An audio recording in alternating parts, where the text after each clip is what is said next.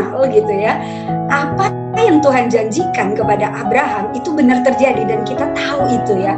Nah, kalau ini sangat terkenal dan kita tahu sudah ceritanya, ada dua hal yang bisa terjadi. Yang pertama, saya udah tahu. Yang kedua adalah saya sudah tahu, jadi nggak begitu memperhatikan. Tapi saya pikir firman Tuhan itu selalu baru tiap hari ya. Jadi semoga sepanjang kita belajar, kita diberikan Roh Kudus dan kita bisa tahu apa yang kita gali. Baik teman-teman, terima kasih sudah memberikan saya akses untuk share. Teman-teman, saya akan mulai.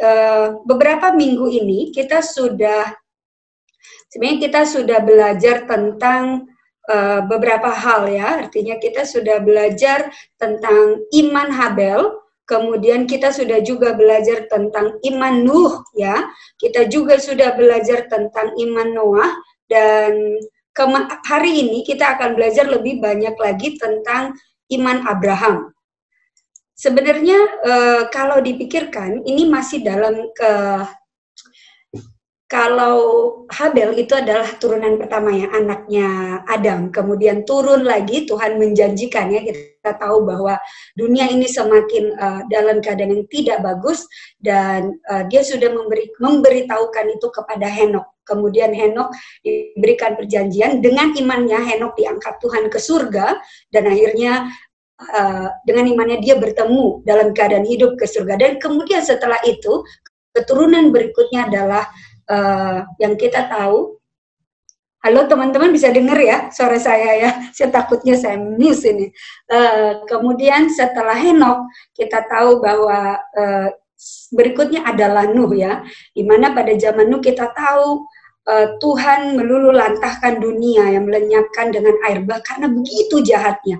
Kemudian setelah itu kita belajar lagi pada hari ini Abraham. Abraham itu adalah turunan ke-11 dari kalau kita belajar silsilah ya. Tapi saya pikir kita menggali lebih dalam lagi. Baik teman-teman, mari saya mengundang semua kita untuk membuka pelajaran kita. Kita buka Alkitab kita dari Ibrani 11 ayat 8 sampai 9. Teman-teman, siapa saja yang dapat ayatnya boleh langsung membacakan. Ibrani 11 ayat 8 dan 9 boleh dibacakan, teman-teman, siapa aja?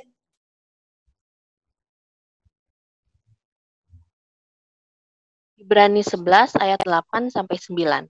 Karena iman Abraham taat. Ketika ia dipanggil untuk berangkat ke negeri yang akan diterimanya menjadi milik pusakanya, lalu ia berangkat dengan tidak mengetahui tempat yang ia tujui.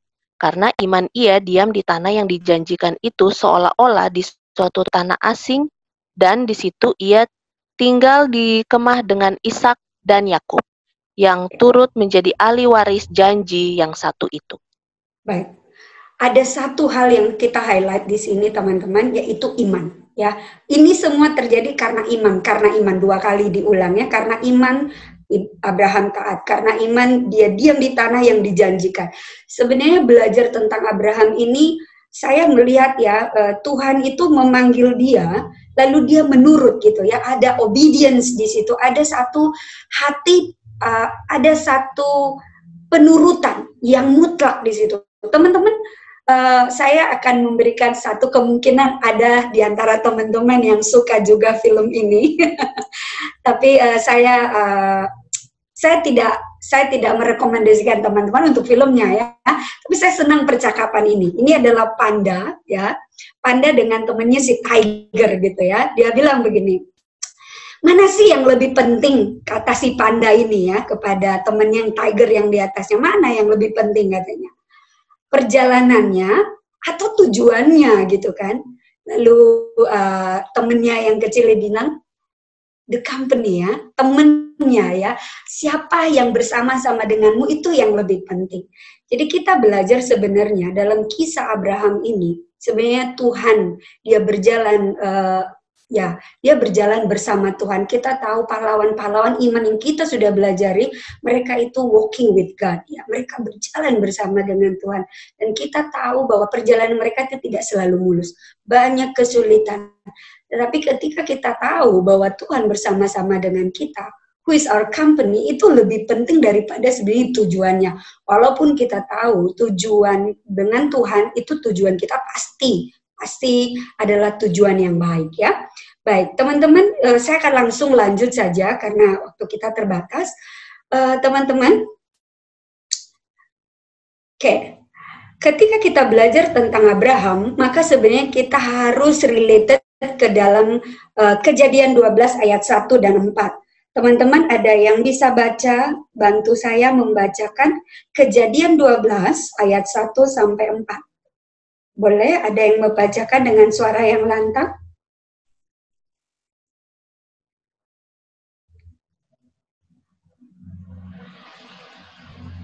Siapa saja? Silakan. Ada? Berfirmanlah Tuhan kepada Abram, pergilah dari negerimu dan dari sanak saudaramu dan dari rumah bapamu ini ke negeri yang akan kutunjukkan kepadamu. Aku akan membuat engkau menjadi bangsa yang besar dan memberkati engkau serta membuat namamu masyhur dan engkau akan menjadi berkat. Aku akan memberkati orang-orang yang memberkati engkau dan mengutuk orang-orang yang mengutuk engkau, dan olehmu semua kaum di muka bumi akan mendapat berkat. Lalu pergilah Abram seperti yang difirmankan Tuhan kepadanya, dan Lot pun ikut bersama-sama dengan dia. Abram berumur 75 tahun ketika ia berangkat dari Haran. Oke, terima kasih. Teman-teman, ini adalah hal yang sangat penting yang kita harus tahu. Ini seperti kalau kita baca sebuah buku, ini adalah pengantarnya ya, supaya kita mengerti kisah apa sih sebenarnya yang terjadi. Berfirmanlah Tuhan. Jadi kita tahu bahwa yang inisiatif itu adalah Tuhan, bukan Abrahamnya sendiri ya. Masih Abram namanya di sini. Kita tahu pada saat itu Abram ada di tanah Ur. Tanah Ur ini adalah Babilonia ya. Berarti kita tahu bahwa tanah atau negeri di mana Abram tinggal pada saat itu adalah negeri yang sangat maju ya. Di mana negeri yang sangat maju, perdagangan yang sangat maju, tentu pasti gaya hidupnya berbeda ya. Bandingkan teman-teman mungkin di Jakarta, mungkin beda ya kalau kita bandingkan mungkin dengan di Sumatera atau di Siantar gitu, karena saya berasal dari Siantar. A bit different-nya sangat berbeda. Atau misalkan di Bali lah, saya sekarang lagi di Bali, beda, cara hidupnya berbeda. Dan memang di Alkitab tidak ada dikatakan Abraham ini sebenarnya dia ngapain ya, artinya kita tidak tahu sebenarnya pekerjaannya dia apa, tetapi dalam Bible Commentary dikatakan kemungkinan dia ini adalah pedagang gitu ya, dilihat dari penceritaan Alkitab tentang apa yang dimiliki Abraham dan kekayaan yang dimilikinya. Lalu dikatakan di sini, berfirmanlah Tuhan kepada Abraham, pergilah dari negerimu dan dari sanak saudaramu. Teman-teman, ini lucu ya, pergilah. Lalu dikatakan, negeri akan kutunjukkan kepadamu. Teman-teman pernah nggak pergi ke satu tempat, tapi nggak tahu tempatnya yang mana? Itu sebenarnya aneh sekali ya. Teman-teman pernah nggak pergi? Saya tuh suka traveling ya. Jadi saya dari kecil saya sudah terbiasa dari kelas 1 SD. Pada waktu itu belum pernah ada orang ke Jakarta sendiri, saya sudah pernah ke Jakarta sendiri. Karena saking saya pengen traveling gitu ya. Dan biasanya kalau traveling itu saya selalu senang. Biasanya mama saya selalu bilang, ini. Tapi saya pikir, saya balik lagi gitu ya. Tapi pernah nggak teman-teman bayangkan Abram ini Tuhan pergi, kamu pergi aja gitu. Tapi nggak tahu kemana. Ini kalau dalam bahasa sekarang ini absurd banget ya. Ini Tuhan ini maunya apa sih? Dan dia pergi ya, taat dia gitu ya. Dia beres-beres barangnya. Lalu mungkin saya yakin dan percaya saudara-saudara nanya, Abraham kamu mau kemana gitu ya? Tapi mikir nggak kalau ditanya gitu, Abraham mau kemana? Dia juga bingung mau kemana ya, saya mau kemana gitu. Itu sesuatu hal yang lucu, tapi sesuatu hal yang sebenarnya itu kalau menurut saya ya mungkin lucu, tapi sebenarnya itu adalah sesuatu ketaatan yang luar biasa begitu ya. Kemudian di sini kalau kita lihat ada 3 hal penting yang ada diceritakan dalam Kejadian 12 ayat 1 dan 4. Saya akan pergi ke sini. Di dalam Kejadian 12 ayat 1 dan 4 ada 3 hal yang saya highlight. Yang pertama adalah di ayat pertama Tuhan bilang pergi, go. Ya, pergi itu berarti kalau kita pergi, kita meninggalkan sesuatu. Apa yang ditinggalkan? Sanak saudara. Teman-teman pernah nggak meninggalkan sanak saudara? Saya tahun 2003 saya ke Makassar ya. Saya belum pernah ke Makassar dan saya tidak tahu, tidak punya sanak saudara di Makassar. Tapi pada waktu itu ada pekerjaan yang saya harus lakukan di Makassar, saya pergi. Mama saya tuh sampai nangis, dia bilang, ngapain sih kamu ke Makassar? Apa nggak ada pekerjaan di Jakarta? Pada waktu itu saya kerja juga di Jakarta, ada satu perusahaan minyak namanya Faiko. Itu besar perusahaannya, tapi entah kenapa memang Tuhan menyuruh saya pergi ke sana gitu. Ketika saya pergi tuh mama saya menangis begitu ya. Saya tahu dia menangis tidak di depan saya, dia menangis di tempat tidurnya, menangis.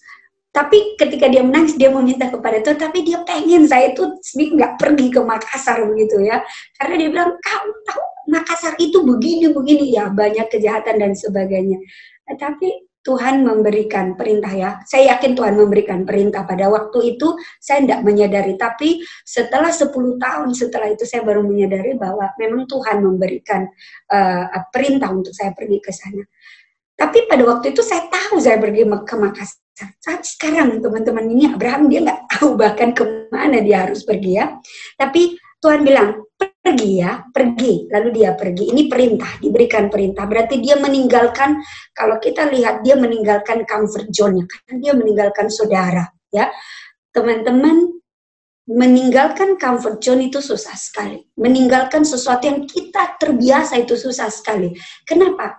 Apa sih, kenapa Tuhan selalu challenge kita untuk meninggalkan sesuatu yang nyaman buat kita? Kalau sesuatu itu nyaman, terlalu nyaman buat kita, itu seringnya kita bergantung pada diri sendiri. Ya, pernah nggak teman-teman udah tahu gitu, tanpa lihat aja kayak udah tahu itu kita jadi mengandalkan diri sendiri ya. Pernah nggak relate teman-teman? Kemudian di ayat berikutnya, Tuhan berjanji ya, sebenarnya Tuhan berjanji, saya akan membuat namamu masyhur dan engkau akan menjadi berkat ya. Ini perjanjian. Dan dia kata aku akan memberkati. Jadi ada 3 di situ, perintah, perjanjian dan berkat. Dan ini datang dari Tuhan dan Tuhan itu tidak pernah berbohong ya. Dia selalu menepati janjinya. Kemudian kalau kita lihat teman-teman, kita tahu bahwa ketika Tuhan mengirim Abraham, dia tidak selalu mengirim Abraham itu tahu persis tempatnya di mana. Tapi saya senang sekali ini di khotbah ini atau sharing ini, sermon ini diberikan oleh pendeta Benjamin Eng. Saya quote ya kalimatnya. Dia bilang begini, God doesn't always give you the end of plan, but God give you ya or him ya. The end of the result. Jadi Tuhan itu sebenarnya tidak selalu memberikan kepada kita dalam satu perjalanan itu begini-begini maksudnya ujungnya itu kita tidak selalu tahu. Mungkin ujungnya itu nggak happy ending. Tapi kita tahu Tuhan itu selalu memberikan hasil yang terbaik karena hasil yang terbaik itu adalah Tuhan sendiri gitu ya. Jadi ini sesuatu janji yang sangat menyenangkan teman-teman. Ini janji yang kita nggak perlu takut gitu ya, karena kita tahu Tuhan itu adalah hasil dari apa yang kita jalani kalau kita bergantung kepada Dia. Baik, teman-teman saya lanjut. Bolehkah salah seorang dari antara teman-teman membaca Kejadian 12 ayat 7 dan 8? Boleh dibacakan? 7 dan 8. Siapa saja teman-teman boleh? Kejadian 12 ayat 7 dan 8, ketika itu Tuhan menampakkan diri kepada Abram dan berfirman, aku akan memberikan negeri ini kepada keturunanmu, maka didirikannya di situ mezbah bagi Tuhan yang telah menampakkan diri kepadanya. Kemudian ia pindah dari situ ke pegunungan di sebelah timur di Betel. Sebelah timur Betel, ia memasang kemahnya dengan Betel di sebelah barat dan Ai di sebelah timur. Lalu ia mendirikan di situ mezbah bagi Tuhan dan memanggil nama Tuhan. Oke. Baik teman-teman, di dalam Kejadian 12 ayat 7 sampai 8 ini adalah cerita berikutnya ya. Jadi Abraham berangkat bersama beberapa saudara-saudaranya yang dia panggil ya, ikut bersama dia. Sarah istrinya dan Lot dan anak saudaranya dan segala harta bendanya dan pembantu-pembantunya dia ikut sana. Dia ikut berangkat juga ke tanah Kanaan ya. Lalu Abraham berjalan melalui negeri itu dan sampai ke satu tempat dekat Sikem, yakni pohon terbatin di More. Waktu itu orang Kanaan diam di negeri itu.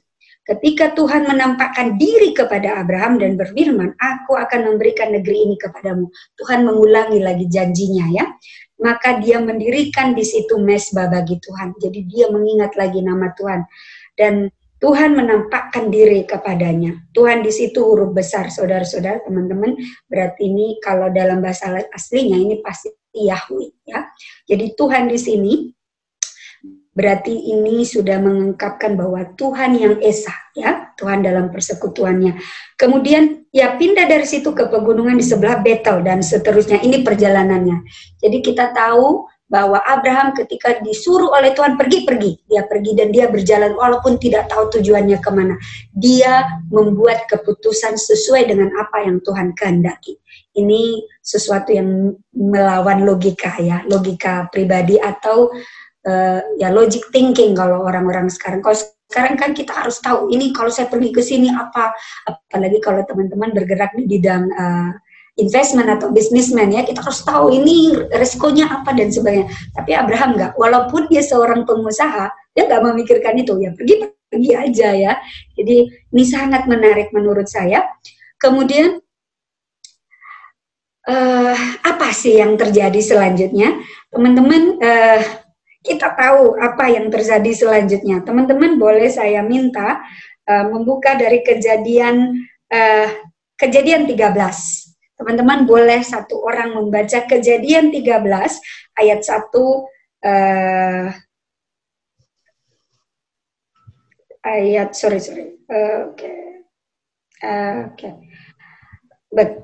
Kejadian 13 boleh satu orang membacakan Kejadian 13 ayat Kejadian 12 ayat 10. Teman-teman Kejadian 12 ayat 10 dulu, boleh satu orang membacakan Kejadian 12 ayat 10 sampai dengan 11. 10. Ketika kelaparan timbul di negeri itu, pergilah Abram ke Mesir untuk tinggal di situ sebagai orang asing sebab hebat kelaparan di negeri itu. 11. Pada waktu itu ia akan masuk ke Mesir, berkatalah ia kepada Sarai istrinya, memang aku tahu bahwa engkau adalah seorang perempuan yang cantik parasnya. Oke, terima kasih. Begitu dia keluar, dia disambut dengan kelaparan ya, kelaparan yang sangat dahsyat. Dan kalau kita, teman-teman kalau disuruh pergi, tiba-tiba misalkan teman-teman pergi ke luar negeri ya, tiba-tiba kelaparan gitu, nggak ada makan, pasti yang terjadi apa? Kita akan komplain ya. Teman-teman, adakah yang bisa membacakan ayat 13 dan 14? Apa yang terjadi selanjutnya?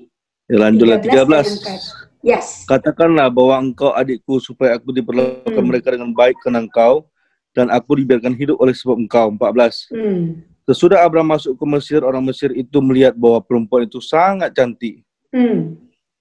Ayat 15 boleh lanjut sekalian. Oke, dan ketika penggawa-penggawa Firaun melihat Sarai, mereka memuji-mujinya di hadapan Firaun sehingga perempuan itu dibawa ke istananya. Oke, teman-teman ini sebenarnya white lies ya. Kalau kita baca silsilahnya sebenarnya betul. Sarai itu adalah saudaranya Abraham. Benar ya? Saudara sepupunya sebenarnya pada saat itu masih boleh ya. Tapi ketika dia sudah dipanggil Tuhan dan dia menghadapi kesulitan, yang dia lakukan pertama adalah apa? Berbohong ya. Ini sebenarnya berbohongnya itu zaman sekarang orang bilang white lies. Tetapi dia berbohong, dia tidak percaya bahwa sebenarnya Tuhan akan menyediakan. Padahal dia tahu bahwa Tuhan itu adalah Jehovah Jireh ya, yang menyediakan sebenarnya, tapi tidak percaya ya. Dia melakukan kebohongan. Teman-teman ada yang bisa baca ayat 16 dan 17? 16 dan 17. Siapapun boleh, silakan. Ayat 16. Yes.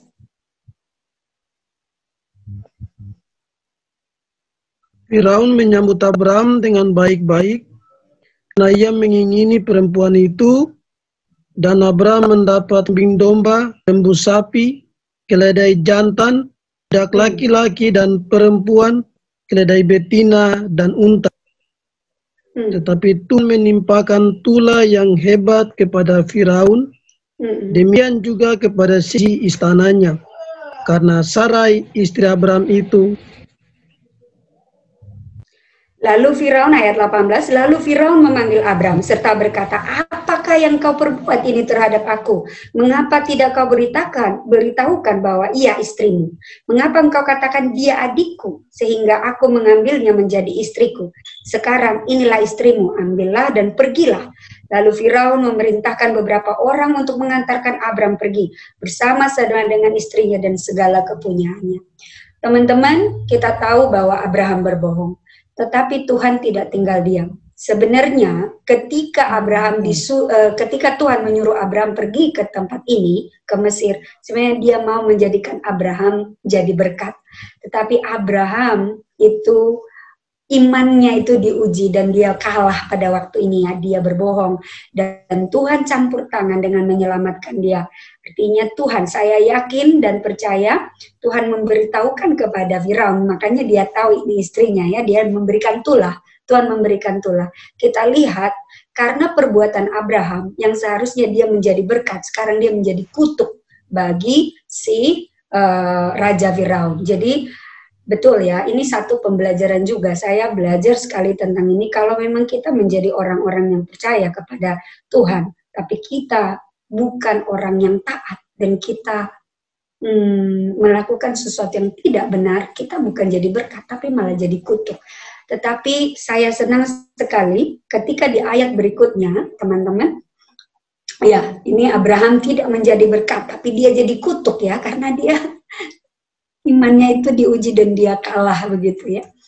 Baik, teman-teman, saya lanjutkan. Boleh saya minta tolong, ada satu orang membaca dari Kejadian 13 ayat 1 dengan kuat, boleh? Maka pergilah Abram dari Mesir ke tanah Negeb dengan istrinya dan segala kepunyaannya, dan Lot pun bersama-sama dengan dia. Ya, teman-teman, saya nggak punya waktu untuk menjelaskan, tapi kalau kita lihat di map, ya, sebenarnya Abraham ini berjalan balik lagi, ya, ke tempat. Jadi kayak dia sudah sampai di satu tempat di sini, kayak dia balik lagi, ya, dan di situ dia menyadari. Dia, kalau kita baca selanjutnya ayat ini, kita tahu sekali bahwa Abraham, dia tahu, dia feeling guilty, ya, dia merasa bersalah kepada Tuhan dan dia memanggil nama Tuhan setelah kejadian yang dia di Mesir. Dan kita tahu bahwa perjalanan Abraham baru dimulai, ya. Kita tahu banyak sekali, ini baru part 1, nanti minggu depan ini akan ada part 2. Teman-teman, saya hanya akan memanggil kita untuk memahami satu hal. Abraham itu dipanggil oleh Tuhan untuk menjadi berkat. Dan kita tahu dari Alkitab bahwa Tuhan sudah bahwa Abraham sudah menjadi berkat. Kita tahu itu dari kisah hidupnya. Dan kita tahu dalam perjanjian lama, nama Abraham itu sangat besar. Dan kita tahu banyak hal yang kita bisa pelajari dari hidupnya.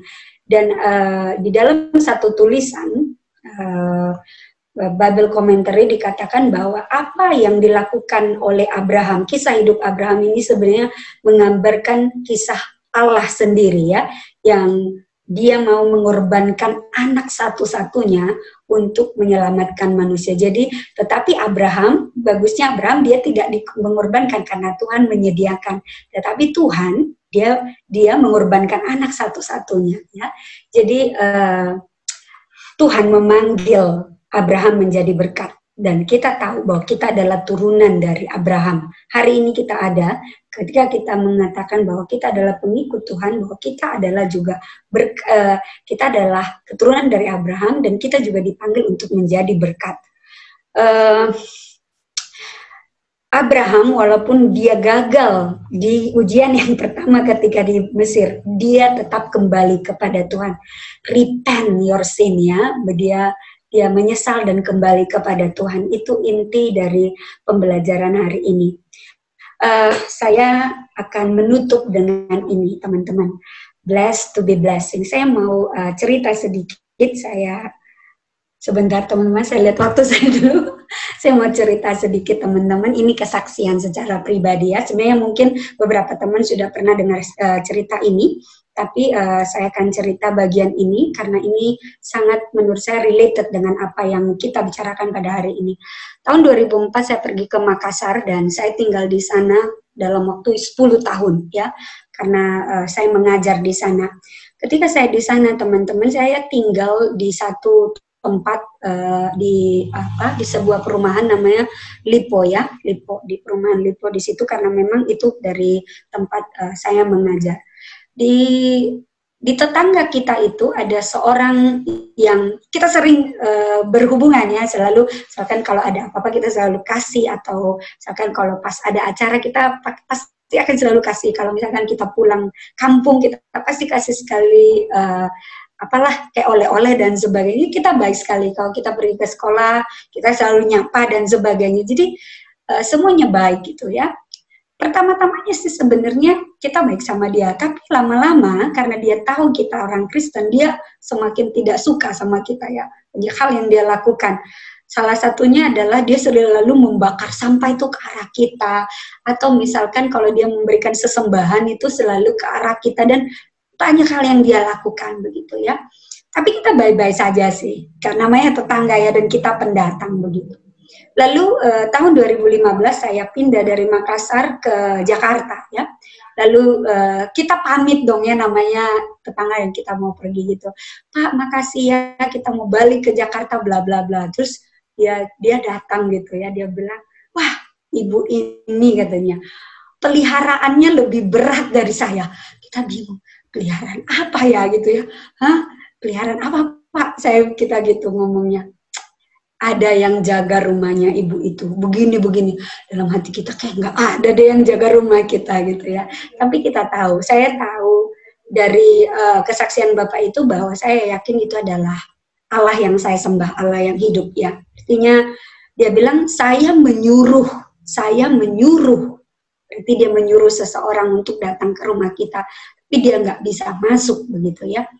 Saya berpikir Tuhan itu, ya dia bilang, saya yakin seperti tadi dikatakan, Tuhan itu tidak selalu memberikan kita perjalanan yang menyenangkan, ya. Tetapi kita tahu by the end of the journey, the result of the journey, di akhir perjalanan itu kita tahu bahwa Tuhan itu bekerja dan Dia adalah akhir dari segalanya. Jadi teman-teman, ini saya bukan mengatakan bahwa saya itu mengenal Tuhan lebih dari teman-teman, bukan. Tapi saya yakin begitu kita menyerahkan hidup kita kepada Tuhan, Dia akan granted ya blessing kepada kita ya. Tetapi kita tahu blessing yang Tuhan berikan, berkat yang Tuhan berikan itu kepada kita ada syaratnya. Turutilah segala perintahku, ya, obey ya. Dan itu yang dilakukan oleh Abraham. Jadi teman-teman, saya akan menutup renungan kita pada malam hari ini adalah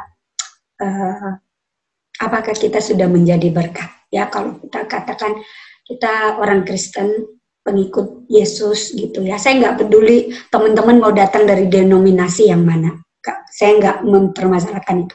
Tapi ketika kita bilang kita percaya kepada Tuhan Yesus, maka kita sudah betul-betul jadi berkat. Terus sebenarnya kita jadi kutuk ya. Saya itu sebenarnya pertanyaan kepada saya juga, aduh Tuhan, sampai saya jadi kutuk begitu ya. Baik teman-teman, itu dari saya balikin ke Ansi, silakan.